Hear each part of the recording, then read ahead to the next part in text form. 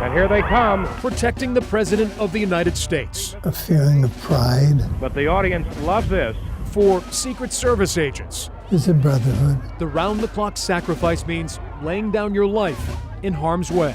You knew it was an important job, but you couldn't let it get to you too much. Special Agent Winston Lawson was assigned to the Kennedy detail after serving President Eisenhower. I missed a lot of birthdays. I missed a lot of Christmases, 4th of Julys, that type of thing. Agent Lawson would immediately grow fond of the newly minted president. He was pleasant.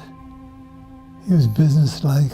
President still walking along that inside fence. Keeping the affable young President Kennedy safe, however, who enjoyed mingling with adoring fans, posed potential problems for his sworn protectors. They would be clapping or cheering or yelling, whatever. I choose this as our goal. When he wasn't guarding the president, Wynn would often be tasked with drawing up security measures ahead of presidential trips. You're watching people that didn't seem to be right. We choose to go to the moon. His colleagues considered Wynn to be the most precise and thorough advance agent on staff. Ich bin ein Berliner. Agent Lawson would plan Mr. Kennedy's celebrated trip abroad to Ireland and Berlin. But nothing could prepare the 35-year-old agent for what he would experience in Dallas, Texas. I can hardly believe it's been 50 years. For Lawson, President Kennedy's fateful trip on November 22, 1963, still haunts and hurts. That's a jet. 5 days before the president arrives in Texas, I did the advance for his trip there. Special Agent Lawson meets with Dallas police. Wynn would be the architect of security, handling crowd control and determining President Kennedy's motorcade route. I mean, you started at the airport that he was going to arrive at. There's Mrs. Kennedy. When the first couple step out of Air Force One that Friday morning, Love Field. Special Agent Lawson stands nervously beside them, waiting to launch his plan. He just knew that he'd go over along the airport fence, for example, and shake hands with people, because he always did. Smiling. Secret Service men all around. The number of supporters at Love Field would be dwarfed, though, by what was waiting along the route. Oh, it was just enormous crowds. Agent Lawson would climb into this white unmarked police car for the trip through Dallas. Presidential limousine followed the car I was in. The crowd swelled to 10 deep at points along the route. Part of the time you're looking at the buildings that you're passing, the people on the sidewalk. The president is minutes away from delivering his speech at the Dallas Trade Mart before 2,500 anxious guests. But Mr. Kennedy would never arrive. The president's car is now turning onto Elm Street. The president's limousine enters Dealey Plaza right in front of the school book depository. The main crowds were about gone. Suddenly, a distinct crack fills the air.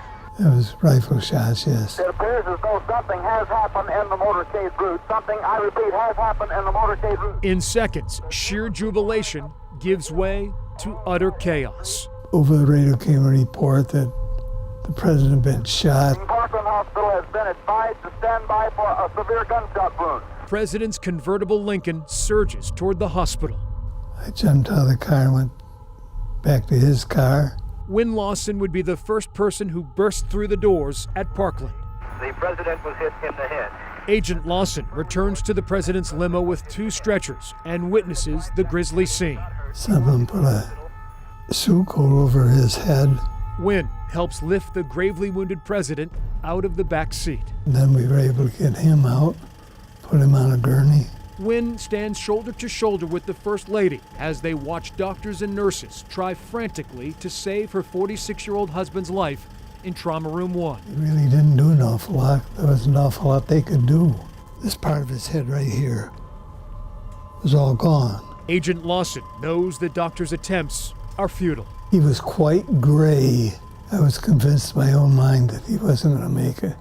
The president of the United States is dead. 30 minutes after the fatal shot was fired, the unthinkable is announced at 1 p.m. President Kennedy has been assassinated. It's official now. Total devastation. A hush falls over the ER.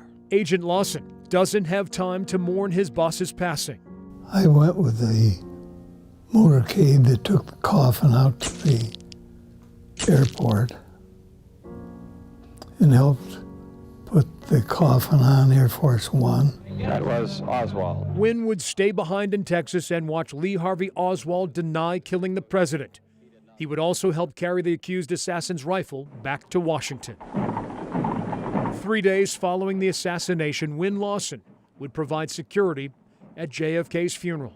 I was at the cemetery, pretty close to the grave site. It was a terrible tragedy for that family. So many years later, Wynn still struggles with one regret.